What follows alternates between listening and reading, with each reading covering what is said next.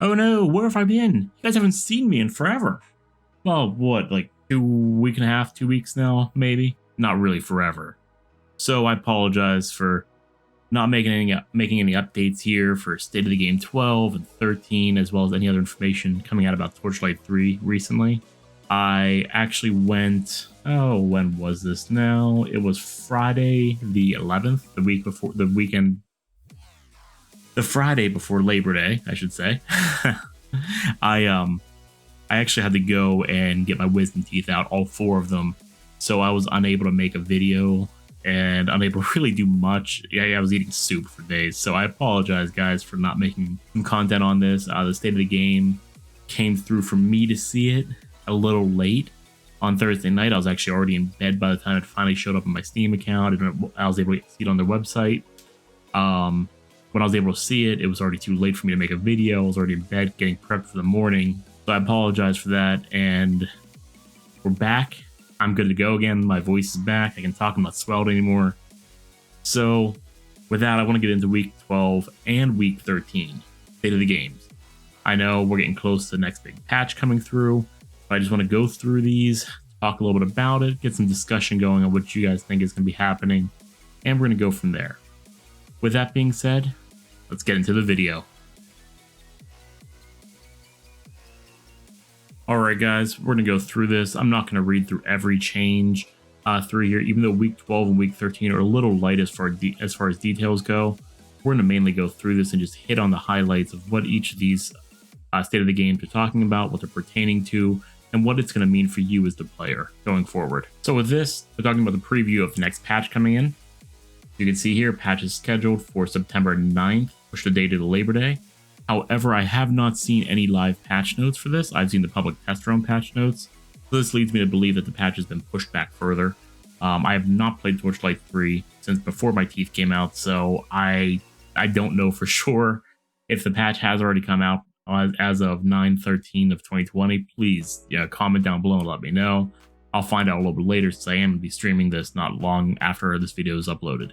So next up we have the 10 additional skill points, which will go a long way to making your character feel more unique, as well as help you with those relics, with getting some more points there. I personally think they're going to end up around 15 to 20 more by the end of it to really round you out, since you have 3 different branches to go with. But we'll see. I may be wrong here. 10 does really help. It goes a long way, and I'm so glad they're increasing that. That's going to be so big for every person playing this game. The mimics are now hidden. They promise. We'll see about that. Basic attack and weapon passive updates are coming. That'll be really nice. Basic attacks are good and the passives are good, but they're not as impactful as they should be, especially within the relic system where you're forced to use a specific weapon. I'm hoping that's going to be a fix with this as well. Fort cameras getting pulled out. That's going to be really nice. I'm not a big fort person, but I know a lot of people love decorating their forts. So this will be great for you guys out there. Be able to see a little more of your fort and help you with your decorating a lot more. And I can't wait to see what you guys do now that you're able to see more all at once as well. See, the Alt key is going to show nameplates and update the shaders for it, which will be nice. So there's going to be a skill point reset when you get those 10 skill points as well. What that means is that all your skill points are going to be refunded. There's not a character wipe involved with this, but all the skill points you've currently allocated on your character are going to be wiped away, and you have to put them back in there. Let's see. There's going to be some Dusk Mage adjustments. I would actually call this a Dusk Mage overhaul, to be honest. We're going to get into that here in a little bit as well. So they're talking about the health here with combat feeling like a slog, and they want to make it feel less boring. I understand that. I play on a ridiculous difficulty, and it just feels slow. It's not fun at all. I actually considered dropping the difficulty down just for the fact there's no incentive to be on ridiculous, except for more potions, which I don't care. There's no XP benefit, there's no loot benefit. If XP or loot benefits were part of the ridiculous difficulty, I would be in for that 100%. But as of right now, there's no point for me. There's not even an XP boost for it. Let's see, they're adjusting the XP for champion and bosses, which is good because right now they don't give enough for the amount of time it takes to take them down. fixing the XP curve a little bit there. You can see an image here of what the XP curve looks like. I'm a little bit too zoomed out to see that. Unfortunately, zoom is not working the way I want it to. Unfortunately, or else I'd be able to show you guys a little bit closer. But essentially, the XP curve gets steeper as you level into endgame, relative to the speed at which players are able to kill monsters at those higher levels. This will result in needing to grind a few times at particular challenge dungeons in order to help you level up to your next. So really what this was about was it took too long to level early, and that didn't translate to late game enough where you're leveling about the same. So now late game is going to, or early game is going to be a faster level, whereas your late game will take longer, which is exactly as it should be. If any of you guys have played an MMORPG such as World of Warcraft, Final Fantasy XIV, EverQuest, your early levels are very quick to level up. But as you get into your mid and late game levels, it takes a lot longer. So that's something big that's going to be changing here, and that's great. I'm very happy to see that change. Let's see, more XP curve updates, decrease base health of mobile non-attacking monsters. These are kind of cool. That means we can take them down a little bit better, but they do still provide a lot of damage to you, so be careful there, of course. Character creation, so you don't actually get stuck with a difficult shield you didn't want. That's good. That means you can switch it out. Add a general description to the difficulty menu to explain what changes by difficulty level. That's good. That needed more updates in general. But now let's get into what you guys all want to talk about here, and that would be the Dusk Mage updates. That's a really big piece to this, and I really want to talk about this for a little bit longer than I will for most other pieces. So what initially sparked the decision to rework the core mechanics of Dusk Mage class? Metric data. It's clear Dusk Mage was a divisive character. When played to its maximum potential, optimized fully, Dusk Mage was incredibly potent. When not played in that manner, it fell behind. Blah blah blah. It's due to power located in dark and light mechanics rather than its base skill. So if you weren't timing your buffs to be up at the same time, you're less than half your potential. That's big. So Dusk Mage, you gotta think, it does incorporate both dark and light power. And a lot of people, the way a lot of people have played this is that they would pick dark or light and go from there. In reality, with Dusk Mage, it's different than what you would do for most other classes. Most other classes, you could be okay picking one side or the other to go really heavy in. For Dusk Mage, you kind of have to balance that a little bit, and that's really something that people didn't do unless you were a big min-maxer, big endgame player, and understood these kind of things. I myself haven't played Dusk Mage in a while. When I stream tonight, I'm actually going to make a Dusk Mage, and we're going to go about streaming with that. I want to see how it feels. Also try a few other relics out while I'm at it before the big update happens. Let's go into this some more, though. Having a skill ceiling is a good thing. Primary issue here was that the act of getting the buff simultaneously was at odds with normal gameplay. So the builds that resulted were at odds with Dusk Mage core theme. In practice, Dusk Mage builds either invested heavily in dark or light, just for triggering a buff, or vice versa, with primary using dark skills. Understandable, a lot of people just went one and not really invested in the other. I can't blame them here.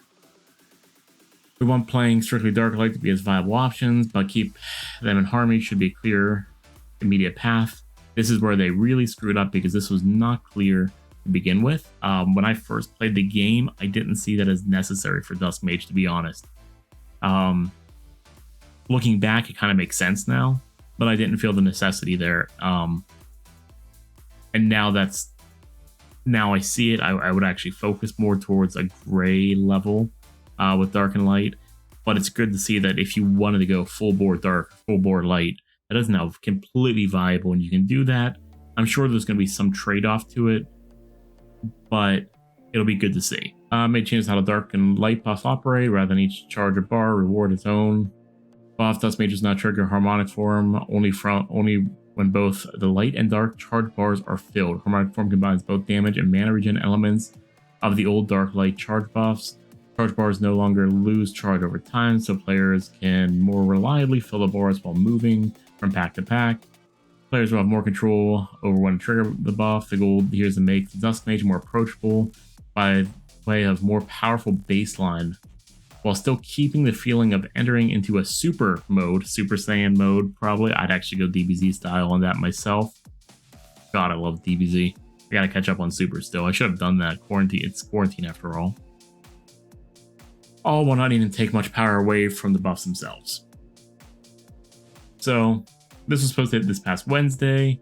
What is that date on Wednesday? The 9th. I don't believe that hit yet. I haven't seen any news for it yet. I think these updates did get pushed back.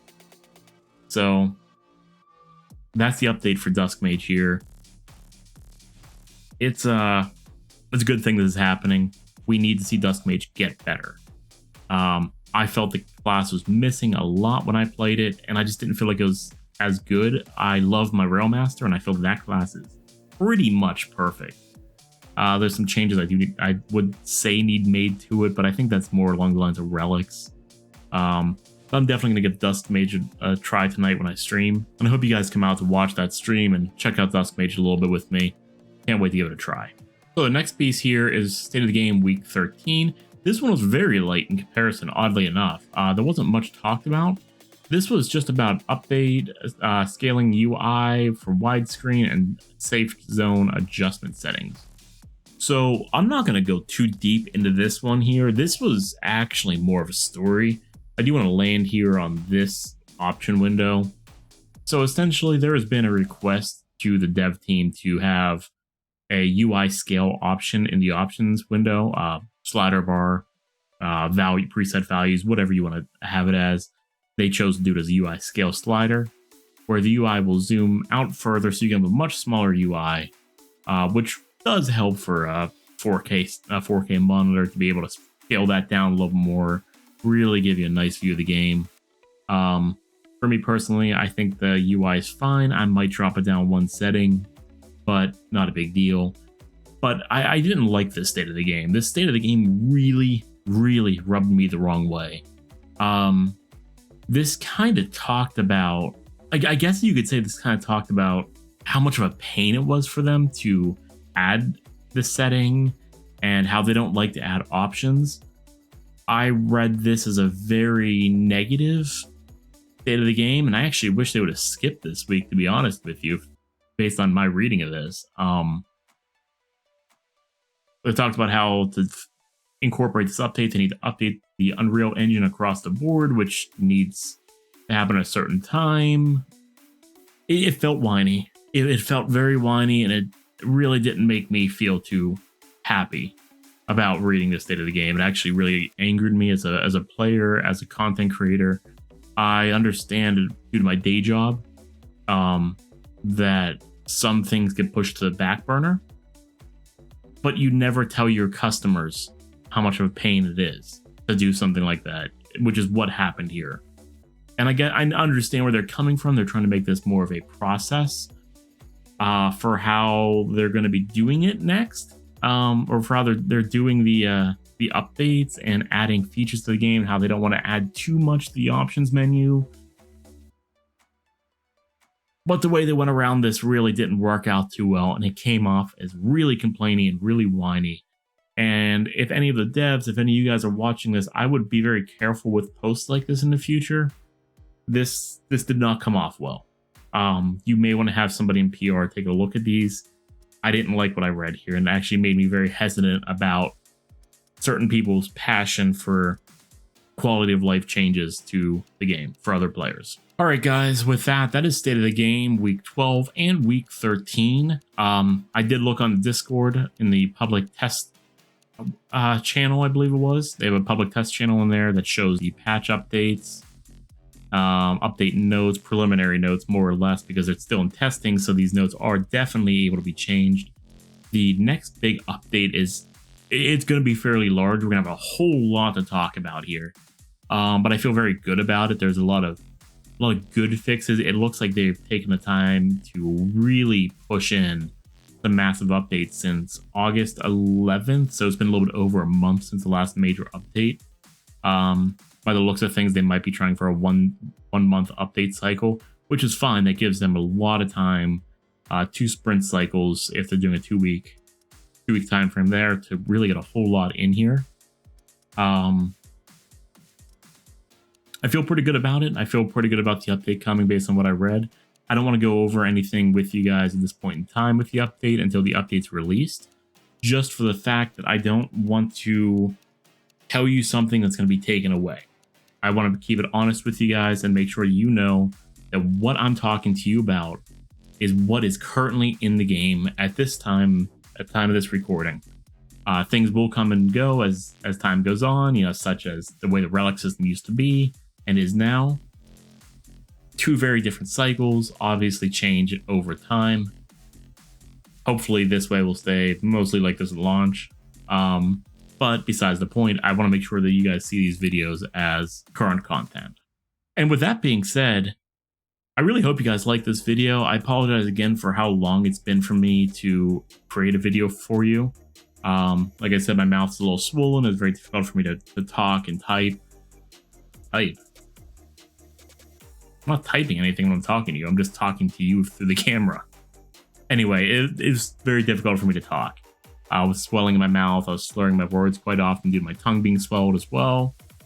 So I do apologize for that. And I do hope that I can come back and keep giving you guys good weekly updates on this game, including state of the game, patch notes, and my thoughts as we get closer to the 1.0 release of Torchlight 3, as well as the Nintendo Switch release. If you guys like the content you're seeing here today, please hit that subscribe button and hit the like button on the video. It really helps me out. It'll also help you to be able to get the weekly and sometimes bi-weekly updates on Torchlight 3, the state of the game, the patch notes, my streaming of the game, and any of my general overall thoughts that I have about this game, where it's going, and how well the developers are starting to do for this game. As far as streaming goes, I stream here on YouTube. I do not stream on Twitch or any other platform. I'm currently a YouTube streamer. I like this platform the most for it, and you can catch those streams right in this channel. Those streams may eventually be broken out into a separate channel as time goes on.